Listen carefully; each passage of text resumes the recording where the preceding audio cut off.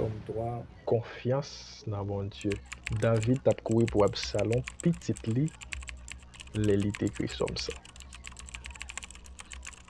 Quand la question à poser, qui est David tap couru pour Absalom? Dans quel livre li parle côté David tap couru pour Absalom, petit li? Parce que la plupart des temps, moun yo kon dit bagay yo, mais on pas tenir compte, on pas chercher dans la Bible pour voir exactement ça qui dit là, qui côté le référé, qui côté le sorti. Et dans la vidéo aussi là, vous pourrez découvrir avec moi qui côté David t'a couru pour Absalom, parce que Absalom t'a cherché tuer monsieur. Avant de rentrer dans ma vidéo, qui te raconter une petite histoire ça qui trouvait dans 2 Samuel chapitre 13. David était un petit qui était relé Amnon. C'était fils aîné David. Et encore, David était un petit, une belle petite fille qui était relé Tamar. Tamar, c'était sœur, demi-sœur Amnon, et plutôt c'était sœur Absalom, un homme qui t'a cherché tuer David là. Eh bien, Amnon, qui c'est demi-frère, Tamar, tellement remet, tellement d'amour seul. Tamar, il parle pas qui façon, pas qui moyen, il peut arriver sur lui pour le cas dire bon, je t'aime, mais qui salve, mais qui désire qu'il gagne. Alors, tellement que il a dominé Amnon, monsieur commence à maigrir jusqu'à ce qu'il ait un bon ami. Et il pose la question, il dit bon, ça va pas, c'est pas moi, piri, sous pied, tout ça. Et puis il dit exactement ça qui passe. Je dis, ah mon cher, peu de choses, ça va rien. Et il va lui conseil, il dit, mais qui sont faits, on va proposer un malade, et puis vous émission by papa ou David, dit l'autre aimé pour accorder ta permission pour lui faire un bouillon bagaille, parce que c'est dans le mail ou senti où tu as dû prendre soupe. Bagaille la drôle. Et c'est alors que, bon, mission arrivée joindre Tama qui demandait permission, et puis bon, il vient. Il fait ça, mais Amnon qui déjà connaît qui ça qu'il paraît, il fait tout pour sortir dans Kaila et puis il s'entendait pendant que Tama ôté sous la bas monsieur fait ça il était pensé faire. Ça qui vient déshonorer Tama, qui vient déstabiliser le roi David et qui vient mettre en colère frère Tama Absalom. Et c'est depuis là que le problème a commencé la caille David. Mais tout ça est produit par une seule chose qui c'est désobéissance David, qui c'est adultère qu'il a fait ensemble avec Bathsheba. Mon Dieu, on va dans les frères, même s'il pardonne, a fait ses châtiments là-bas quand même. Eh bien, c'est tout ça qui voulait déstabiliser le trône David, qui fait à partir de là, il vient gagner une haine dans le cœur Absalom parce que le terrain est en pile. Donc, quand même, c'est sûr. Et il mettait Amnon fait ça, et bien, on connaît la suite. Depuis dans 2 Samuel chapitre 13 à continuer, c'est la persécution David commencé. Parce qu'Absalom finit tuer Amnon après action ça. Et en plus, monsieur voulait prendre trône, monsieur voulait dominer dans la place papale. Et bien, il a dans poursuivre David. Et c'est là que David a écrit Psaume 3 pour dire confiance dans bon Dieu. David écrit comme ça lorsqu'il t'a couru pour Absalom, petit livre. Alors là, déjà intentionnel ou tout déjà qui s'est parlé des livres de Samuel là, et spécialement du roi David parce que le livre de Samuel là, il pèse, il accentué sur la vie roi David. Et bien même genre que nous te dit dans le livre 1 Samuel là, livre Sato de Samuel là, qui, bon, jusqu'à présent, pas vraiment gagné un auteur spécifique qui est jeune qui écrit, mais seulement il y a des soupçons qui t'a fait connaître que il est capable d'écrire par prophète Nathan et puis Gad, parce que ça a été écrit des livres aussi. Il y a une référence qui peut être capable d'affirmer ça dans 1 Chronique chapitre 29, verset 29. Parce que depuis dans 1 Samuel, nous voyons que le prophète Samuel mourit. Donc, le deuxième livre là, ou bien deuxième partie à lui-même, il faut que Taragion qui écrit. Donc, ce n'est pas le prophète Samuel qui écrit de Samuel. Et de même tout pour date de rédaction, si vous pas noté, ce n'est pas la date écrite à connaître. Mais il dit que seulement ça est capable de dire, c'est que l'événement qui passait dans le livre de Samuel, il est capable d'étudier pour voir que c'est l'événement qui passait entre 1100 à 1000 avant Jésus-Christ. Déjà, objectif, le livre de Samuel là, ensemble avec un Samuel là, il paraît similaire parce que c'est toujours autorité bon Dieu qu'elle voulait montrer comment il a agi au milieu des peuples là, surtout par le règne de David.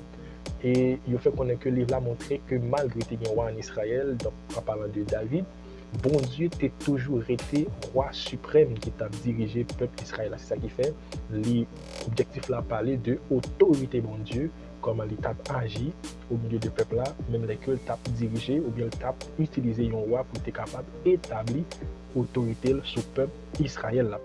Thème livre de Samuel là, David parlait de ça dans 2 Samuel chapitre 2, verset 1, parlait de ça dans 2 Samuel 5, verset 19. Il montrait que même si David était grand, même s'il était un succès, il était vraiment haut, il montrait clé qui kembe succès David, clé qui kembe règne David. Si il y a une base, si il y a un fondement, si il y a une clé qui kembe succès, qui kembe règne roi David, c'est parce qu'il était toujours mettait confiance dans bon Dieu. Et même s'il était fait un péché, il était désobéi, il est toujours allé côté bon Dieu pour demander grâce parce qu'il était kembe bon Dieu comme force, comme bouclier, comme défense. Et puis nous avons un livre de Samuel là qui est structuré en 3 parties, en 3 points. Premièrement, il parlait de triomphe David. Par exemple, nous avons dans 2 Samuel chapitre 1er verset 10 qui parlait de annoncement que David recevra sous la mort Saül. Malgré David, pas de gens voulaient la mort pour Saül, mais quand même c'était un triomphe pour lui parce que c'était un ennemi qui a cherché à tuer régulièrement. Malgré, j'aime dire, il n'est pas content, il était même réagir par rapport à un jeune homme qui était porté le message là-bas. Monsieur était menti, il dit bon, c'est lui-même qui tuait, et puis bon, mais qui ça le fait, mais qui ça le fait. David tellement pas content, il était fait tuer monsieur parce que il était menti, il dit c'est lui-même qui tue. Il avait dit comment on fait pas crainte ou lever sur le roi de Dieu, le roi de l'Éternel. Mais ça a été un triomphe, une victoire pour David parce que quand même c'était un ennemi. Ça a toujours été un ennemi pour David.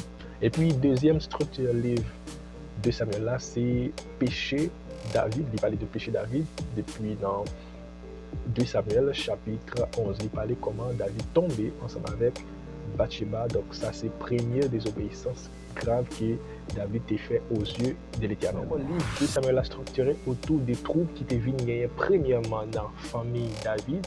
Donc par ça qui est arrivé, nous avons dit déjà Abnon couché seul de Michel Tamar, donc Absalom tué Abnon, ça qui vient causer un trouble dans la famille royale là.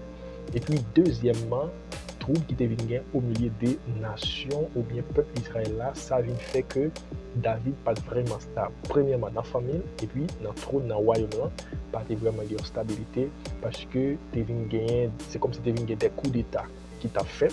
Ça a fait que pas de stabilité. Eh bien, ça c'est troisième point, structure, livre de Samuel. Premier point, nous parlons de triomphe David, ça veut dire que victoire bon Dieu Bali, sur les milieux. Deuxièmement, nous parlons de péché ou bien désobéissance David. Et puis troisièmement, nous parlons des troubles qui deviennent gagnés, premièrement dans la famille David, et puis dans la nation Israël même, à cause des désobéissances ou bien péché David. Alors, de tous les temps et de toute la Bible, le roi David était un roi qui est plus fameux, qui est plus populaire dans Israël. Et jusqu'à présent, il a parlé du roi David. Parce que David dirigeait le peuple Israël là pendant 40 ans. Il fait 7 ans à diriger, à régner sur Juda, et puis il fait 33 ans à régner sur tout Israël en général. Et en lisant 1 Samuel avec 2 Samuel, j'ai remarqué des grandes choses sur David. Premièrement, c'est un homme qui aimait mon Dieu.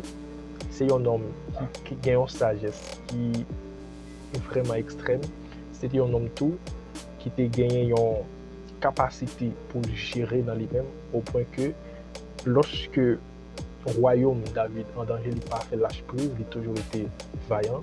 Même là, il joue une persécution, même là, il connaît que c'est désobéissance qui cause tout ça, il n'a pas jamais abandonné, il est toujours kembe jusqu'à ce que bon Dieu rétablisse. Et c'est parmi les rois qui mourit sous trône malgré il fait plusieurs guerres, il fait plusieurs combats, surtout avec les Philistins, parce que au temps de David, les Philistins ont attaqué Israël en pile, mais bon Dieu toujours délivré David, spécialement Israël, mais ça n'a pas jamais déstabilisé David, il a toujours été un guerrier, un vaillant, et il mourit sous trône, il mourit comme un vaillant. Encore, dans le livre de Samuel là, il y a une préfiguration clairement que Dieu débaille sur Jésus-Christ. Et préfiguration, ça l'est trouvé dans ça où alliance davidique. Côté Dieu t'a fait David une promesse. Côté Dieu t'a fait caille David ou bien la maison de David, une promesse qui va accomplir par la venue de Jésus-Christ. 2 Samuel chapitre 7, verset 16, mais qui promesse que Dieu t'a fait David. Ta maison et ton règne seront assurés pour toujours après toi. Ton trône sera affermi pour toujours. Parole ça te vient révélée par parole que l'ange Gabriel t'a présenté à Marie. Mais qu'est-ce que ça te dit? Il sera grand. Il sera appelé fils du Très-Haut. Et le Seigneur Dieu lui donnera le trône de David, son père. Il régna sur la maison de Jacob éternellement et son règne n'aura point de fin. C'est là que préfiguration ou bien l'accomplissement promesse que Dieu t'a fait David là. C'est là que Christ est venu, règne pas jamais fini, il était venu restaurer le règne de David. Ça, c'était une promesse ou bien c'est ça où il est alliance davidique.